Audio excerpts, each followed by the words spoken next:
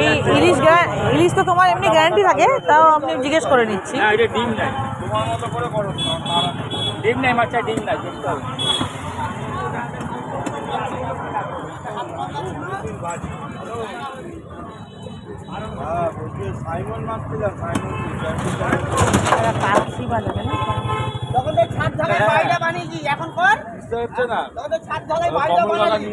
Good evening বন্ধুরা, আমি চলে এসেছি বাজারে, বাজার করতে এসেছি।